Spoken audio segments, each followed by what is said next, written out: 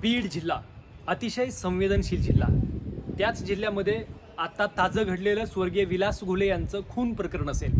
या खून प्रकरणामध्ये पोलिसांचा तपास अत्यंत संवेदनशीलपणे सुरू असताना एकीकडं खासदार बजरंग बाप्पा सोनवणे यांचे चिरंजीव असलेले सौरभ सोनवणे यांना अटक झाली पाहिजे किंवा त्यांचं गुन्ह्यात नाव आलं पाहिजे, त्यांना अटकही होईल, अशा प्रकारची मागणी नेमकी कोण करतंय आणि खरंच सौरभ सोनवणे दोषी आहेत का, हे आपण या व्हिडिओच्या माध्यमातून समजून घेणार आहोत.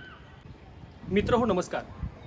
खासदार बजरंग बाप्पा सोनवणे यांचे चिरंजीव सौरभ सोनवणे यांची SITनं 4 तास चौकशी केलेली आहे.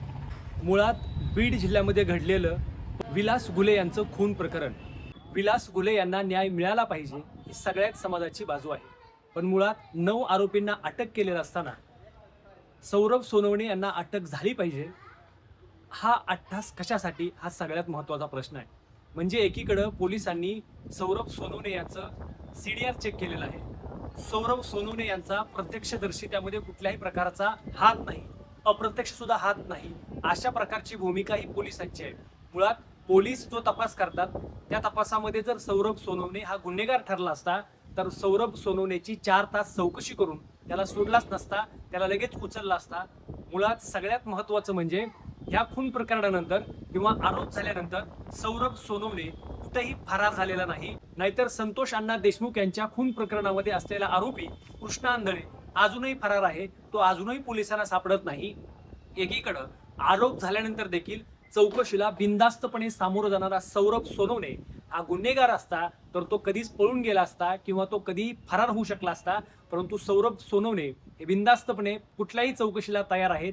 ते म्हणतात माझं CDR चेक करा, लोकेशन चेक करा, मी जर या गुन्ह्यामध्ये गुन्हेगार असलो तर जी शिक्षा न्यायालय मला देईल ती शिक्षा भोगण्यासाठी मी तयार आहे. अशा प्रकारची प्रांजळ भूमिका मांडणारा सौरभ सोनवणे आणि सौरभ सोनवणेंना अटक झाली पाहिजे, यासाठी नेमकं कोण काम करतंय? खरं तर प्रत्येक गुन्हेगाराला शिक्षा होणं गरजेचं आहे, परंतु त्या गुन्ह्यामध्ये जर कुठल्याही प्रकारचा हात नसेल तर तरी देखील शिक्षाच व्हावी ही मागणी करणारे नेमके कोण आहेत, याचा देखील तपास पोलिसांनी करायला हवा. आणि या प्रकरणामध्ये विलासजी घुले यांना योग्य तो न्याय मिळालाच पाहिजे. आणि त्यामध्ये जर इथून पुढे देखील सौरभ सोनवणे हे गुन्हेगार ठरत असतील, तसे पुरावे असतील तर त्यांना अटक झाली पाहिजे, ही सुद्धा समाजाची मागणी आहे. एकीकडं सौरभ सोनवणे या प्रकरणामध्ये आणून राजकारण कोण करते याचा देखील विचार होणं गरजेचं आहे. मित्रांनो, तुम्हाला काय वाटतं? सौरभ सोनवणे यांना अटक झाली पाहिजे का, किंवा खरंच सौरभ सोनवणे या प्रकरणामध्ये दोषी आहेत का? तुमच्या देखील प्रतिक्रिया कमेंटमध्ये नक्की कळवा. धन्यवाद.